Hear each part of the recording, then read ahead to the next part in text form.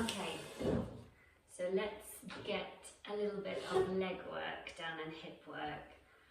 We're going to open the legs out and you're going to start off just pushing your knees out with your hands. So you're stretching your inner thighs, mobilizing your hip joints a little bit. Then you're going to stop pushing out with your hands and you're going to bring your hands in and start pushing out with your knees. So your hip muscles are doing the work now. We're not using our hands. We're squeezing the knees back, both knees. Check both knees are pushing back evenly. And you're going to keep going with that, just pulsing the knees back.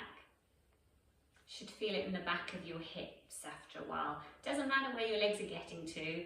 That will depend on how much room there is in the hip joint. It's individual, but you want to be going as far as you can, as far as there is room to make the muscles wake up. Good. We're going to keep our knees pushed back and we're going to start tipping forward and back. So here we're trying to mobilize the hip joints again. Really important that we can get this hip hinge. Just want to show you from the side. I'm not rounding my back. Instead, I'm trying to tip the pelvis. So instead of being on the pubic bone and the two sit bones, we're going onto the pubic bone and lifting the sit bones, sticking the sit bones out behind you. So do a few more like that, sticking the sit bones out. You might feel a stretch in your hips. Good. Now we're going to take that a little bit further. We want the feet underneath, the feet in a position that you can push down into your heels. Your knees are pushed back. You're going to tip forward and you're going to put a little bit of weight through your heels, as if we're going to stand up like that. We're not going to stand up.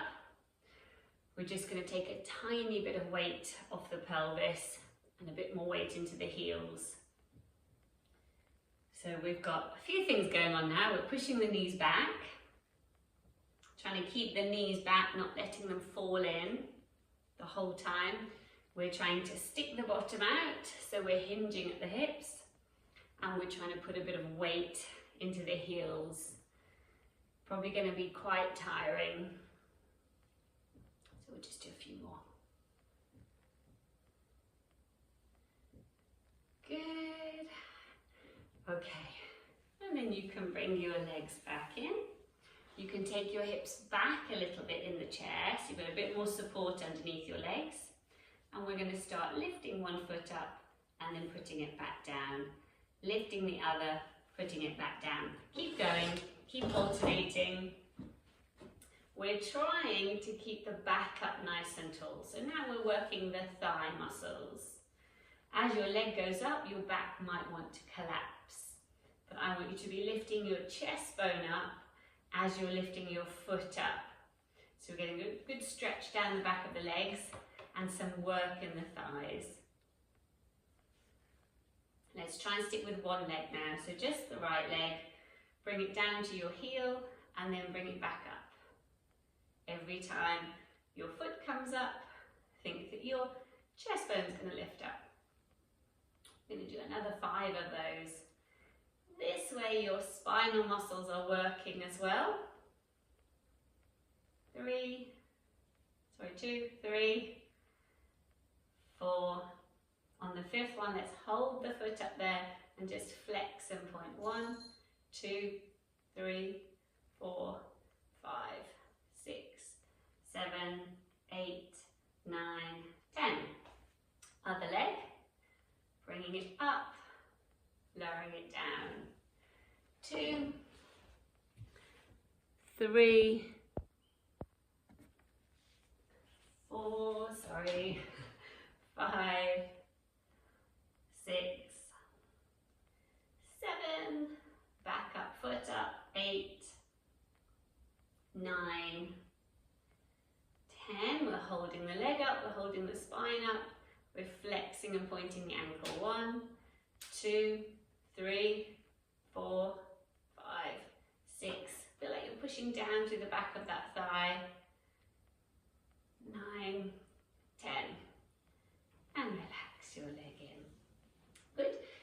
we're going to turn to the side.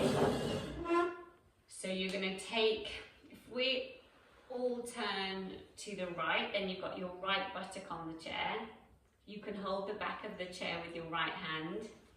You're going to slide your left leg back a bit.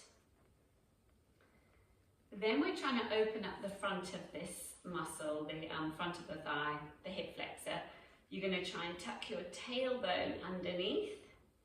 You could imagine that your pubic bone's trying to push forward and your belly button's trying to pull back until you can feel a slight pull through the front of that left thigh. And we're just going to hold that. It would help if you think of squeezing, if you can, squeezing the left buttock, but holding that intention to tuck the tailbone under the whole time. Let's now add in the reach up of the left arm. You could lean a little bit towards the back of the chair while you're stretching your hand up to the ceiling, and we'll have another couple of breaths there. Yeah.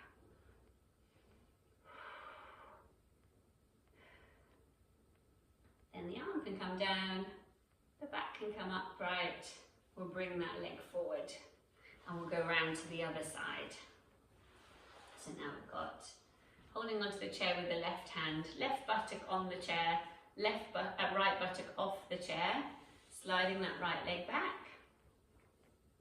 Thinking of trying to tuck the tailbone under, pubic bone forward, belly button back. We do about 30 seconds on the stretches. Squeezing that right buttock will also help open up the front of the hip and the thigh. Okay, let's take that right arm up and reach it up to the ceiling. Maybe lean a little bit towards the back of the chair. A couple of breaths there. Still tucking under. And then we've done our 30 seconds. The arm can come down, the leg can slide forward. Okay, we're going to come back to the center. We're going to cross the right ankle onto the left knee. We're going to sit up nice and tall. Might take you a moment to get that ankle over, that can be quite difficult. We're doing our 30 seconds again. So if you're already in quite a big stretch in the right hip, just stay where you are. If you want a bit more of a stretch, you could think about leaning forward, hinging forward from the hips. Again, not rounding your back. Also pushing down a bit with that right hand and the inside of the knee. A bit more of a stretch. A few more seconds. And then we can take the foot off. Put the left ankle over onto the right knee. Sit up nice and tall. That might be enough. Or you might want to lean forward a little bit to push the inside of the knee down a little bit. You might have different amounts of rotation in both hips, which is quite normal. But if one feels a lot more stiff, if the muscles feel a lot tighter on one side, try and get into the habit of doing this when you sit down, just crossing your ankle over, giving it a little bit of a stretch out. Okay. The other habit we want to get into is when you're standing up and down from a chair, trying to hinge forward, trying to push through your feet and stand up. Hinge down, slowly onto the chair, as if it's a bit delicate, rather than just flopping down, collapsing down. Right, standing behind the chair, before we finish, we can do some squats. So feet a little bit wider than hip width. You're going to be working on what we did when we were sat down, that you're hinging forward, you're sticking your bottom out behind you. So when you're sticking your bottom out, you're not changing the position of your spine. You can hold the chair and we can come back up. what we're not doing is rounding the spine. So think you're going to stick your bottom out, you're going to start to bend your knees, then you're going to grab the chair. We're folding at the front of the hips as much as possible. See if you can get your weight mainly in your heels rather than the toes. We want the weight back in the heels. Maybe you can lift your toes up off the floor. Maybe you can push your hips a little bit lower down than is comfortable. If you get to there, come and go another inch and then come back up. Let's just do 4 more. Push through the heels, come up. You can stick the bottom out here. We can tuck the bottom under here. 2,